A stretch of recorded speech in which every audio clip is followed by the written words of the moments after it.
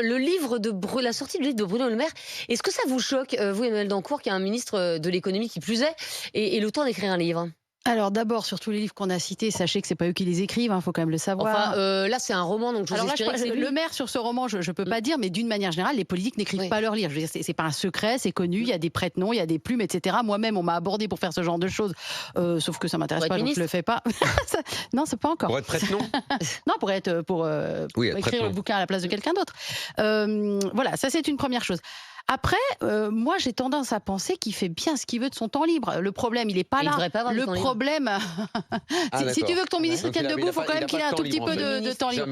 Il fait ce qu'il veut de son temps libre. Il sacrifie d'autres choses pour écrire. Si c'est lui qui écrit, très bien. Il sacrifie ses nuits, ça le regarde.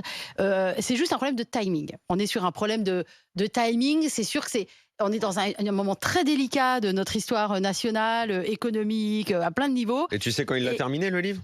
Pour parler du timing. Peu importe, c'est le timing de la sortie. C'est le timing de la sortie en réalité. C'est quelle image tu renvoies. On est beaucoup sur des histoires de symbolique en réalité. Ça se trouve, ce livre, il l'a écrit pendant ses vacances, il l'a écrit au milieu de sa nuit. J'ai pas de problème avec ça. C'est juste que ça sort à un moment où les Français ont peut-être un petit peu autre chose en tête que la passion, que le symbole, que le Maire. Mais bien sûr que non, mais c'est la symbolique de la sortie du livre. De la sortie du livre à un moment où il y a rien qui va. À un moment où on est en pleine inflation, à un moment où il y a cette réforme des retraites. Ça se télescope sur la symbolique, Daniel. Mais de quoi? Je comprends pas. Alors, je vais t'expliquer. D'un ministre. Mais vous expliquez très mal, là. Regarde. En fait, le truc est facile. Bruno Le Maire, il est ministre de l'économie. Franchement, à chaque fois qu'il parle, a priori, c'est l'inverse qui se produit. Donc déjà, il n'est pas au tip-top de ce qu'il fait. Alors ça, pour le coup, c'est pas vrai du tout.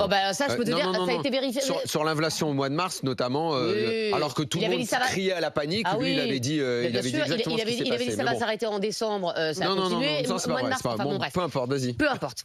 Donc Bruno Le Maire, aujourd'hui, il y a une crise, il y a une inflation. Les Français ont du mal à boucler les fins de mois. C'est pas que de sa faute. C'est toujours ça, hein. Tu peux prendre l'histoire, tu vas dire depuis 50 ans. Non mais là c'est tendu, Daniel. Il y a une inflation à 2 chiffres dans les supermarchés, tu peux dire ce que tu veux. On est à quasiment 20%. Le livre, ça va être terrible. Ça va lui faire moins d'acheteurs. Tu me laisses finir ou pas? Je ne parle pas du fait de la pertinence du bouquin, je ne parle pas de ce qu'il y a dedans. Je te dis juste qu'aujourd'hui, moi, le symbole me gêne. Ça ne me gêne pas qu'il écrive un livre, mais juste ne nous dis pas. Aujourd'hui, en tout cas, ne dis pas aux gens qui ont du mal à boucler leur fin de mois. Moi, je suis ministre de l'économie, mais j'ai du temps pour écrire les livres. Mais pourquoi? Surtout, ne le sors pas maintenant. C'est-à-dire que rien. Il le sort à la fin de l'inflation? Non. Donc là, après, on va dire c'est de la com. Il a attendu. Le bouquin, il était. Tu trouveras un abruti pour aller dire mais le livre, il l'a fini. Il a rendu les textes au mois de septembre de l'année dernière. Il a attendu la fin de l'inflation pour le sortir. Et on dira c'est de la com. Daniel, c'est pas la fin de l'inflation. Franchement, vous êtes tordu. Vous êtes tordu. Quand il n'est plus ministre. Mais pourquoi? Mais parce que c'est gênant. Mais pourquoi c'est gênant? Mais parce que la symbolique n'est pas bonne. Mais moi, c'est vous que je trouve gênant. Je vous trouve gênant. Vous me choquez, en fait. Vous me choquez. Vous vous mêlez de la vie des gens. Vous voulez que les ministres ils restent enfermés du matin au soir, qu'ils ne partent pas en vacances, qu'ils mangent des yaourts toute la journée. Franchement, vous me choquez. Franchement, vous me révoltez, en fait. Daniel, moi, je suis cliente. En fait, vous êtes. Franchement, j'ai l'impression que vous êtes. Daniel, moi, je vais être cliente de ce qu'il a écrit. Vladimir Horowitz, ça me passionne. J'adore la musique classique comme lui. C'est un bouquin qui va m'intéresser. Je critique pas le fond du truc, je critique le timing. C'est hyper tendu. T'as des Français qui n'arrivent pas à manger. Mais qu'est-ce que ça peut faire? En quoi il y a un rapport entre ça et ça? Parce que ça donne l'impression que ce ministre ne consacre pas 100% de son temps à son poste de ministre, même si c'est pas vrai. Ça donne cette impression. Mais ça existe, les gens qui consacrent 100% de leur temps à quelque chose, mais tu peux mourir si tu consacres 100% de ton temps à quelque chose. T'es obligé, comme il le dit, d'avoir des échappatoires. S'il a pas envie de dormir de la nuit, s'il a envie de dormir 3 heures, s'il a envie pendant ses vacances d'écrire. Mais on s'en fout, ça c'est du détail. Non, arrêtez de prendre les gens pour des cons. En fait, vous prenez les gens pour des cons avec votre symbolique. Votre symbolique, vous méprisez les gens. Parce que vous estimez que les gens ne sont pas capables de comprendre qu'un type choisit sa vie, que s'il a envie de dormir 3 heures pour écrire un livre, et vous prenez les gens tellement pour des cons que vous dites oh là là, la symbolique, il a sorti le livre pendant l'inflation. Alors moi, c'est même pas mandat. C'est pas un problème de symbolique. Toi, c'est carrément le mandat. Il n'a pas le droit d'écrire pendant le mandat. Ça me gêne pas qu'il écrive en vrai. Franchement, vous me révoltez en fait. Moi, ce qui me gêne, c'est qu'il ce qui me gêne, il va faire la promo. En fait, vous êtes des dictateurs. Il va faire bien sûr. Et on prend les gens pour les cons, c'est bien connu. Il va faire la promo de son bouquin. Moi, ça me gêne qu'il fasse la promo d'un bouquin pendant qu'il est ministre de l'économie. Excuse-moi, il le sort quand il veut, il fait ce qu'il veut, il peut écrire 10 bouquins s'il veut, je m'en fous. Il va la faire où la promo de son livre? Ah ben partout, il est invité partout en ce moment. Il était sur France 2 dimanche dernier. Est-ce qu'on peut avoir juste 2 ou 3 réflexions apaisées? La première, je suis d'accord avec Emma, il y a une des hypothèses qui serait qu'il n'ait pas écrit le livre. Ce que je ne crois pas parce que c'est un roman, donc on enlève cette hypothèse.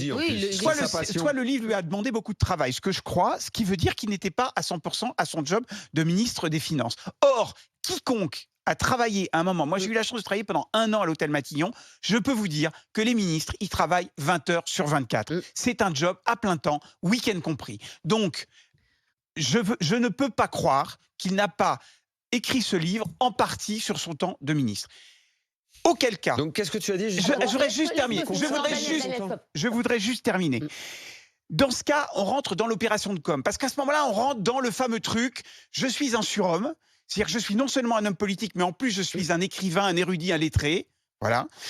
Et en plus, je ne dors que 3 heures par nuit parce que le seul temps que je consacre, et je plains sa famille, le seul temps que je consacre, laisse-moi finir, le seul temps que je consacre à la littérature. Donc, faut pas non plus se méprendre. C'est une opération de com pour se montrer sous un jour présidentiable. Je suis un type qui travaille et en plus, je suis un écrivain et en plus, je m'occupe de ma famille. Donc, le type, il travaille 27 heures sur 24. Il a inventé la journée de 27 heures. Je suis désolé.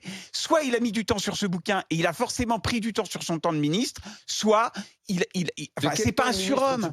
T'as bien dit que le ministre 100% de son temps, du matin au soir, 20 heures sur 24 quasiment. Les mêmes démagogues qui tiennent ton discours, c'est ceux qui après vont dire ils sont trop payés. Alors qu'ils consacrent. Alors que selon toi, ils devraient consacrer 100% de leur temps. J'ai jamais dit ça. Non, tu m'as pas écouté. Tu ne m'as pas écouté. C'est pas ce qu'il a dit. Je t'écoute. Je dis que ceux. J'ai pas dit toi, j'ai dit ceux qui ont ce genre de raisonnement-là sont les mêmes qui ensuite vont dire que les députés qui doivent consacrer 100% de leur temps et 24 heures sur 24 à leur métier sont par ailleurs trop payés. Faut savoir, si tu consacres tout ton temps et 100% de ton temps, on peut estimer que tu as le droit d'être bien payé. En fait, non, mais là, pas le problème. Mais non, mais c'est parce que vous faites un bain de démagogie. Non, en fait, vous vous baignez dans une baignoire de démagogie. Mais pas du tout.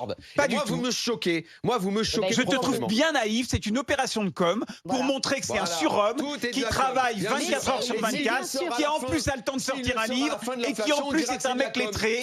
Et en plus, il s'occupe de sa famille. Tout est toujours de la com. Vous trouverez toujours. Mais tu es d'une naïveté sans nom, mon pauvre Daniel. Tu es d'une naïveté sans nom, mon pauvre Daniel. Il a bossé à Matignon. Vous êtes des chialeurs professionnels. Arrête de nous insulter déjà. Il a travaillé à Matignon. Attends, il a dit qu'on insultait, qu'on méprisait les gens qui nous écoutent. Oui, c'est pas vrai. C'est pas une insulte. Vous méprisez les gens. J'ai travaillé 2 ans sur une chaîne qui s'appelle Public Sénat où j'ai passé mon temps à interviewer des politiques. Je peux t'assurer qu'ils n'ont pas le temps d'écrire des livres. Alors si lui, c'est vraiment 100% lui, et je veux bien le croire, même si beaucoup de bouquins ne sont pas écrits par leurs auteurs, je veux bien le croire. Qu'ils l'écrivent, ce n'est pas un problème, qu'ils prennent sur son peu de temps libre. T'as des infos sur le temps qu'il a passé à faire ? Eh ben, on va lui demander. T'as des infos si c'est 1 heure, 2 heures par jour. Eh ben, alors n'en parle pas si t'as pas d'infos. Moi, j'écris des bouquins. Je sais ce que c'est que d'écrire un bouquin. Je sais l'investissement.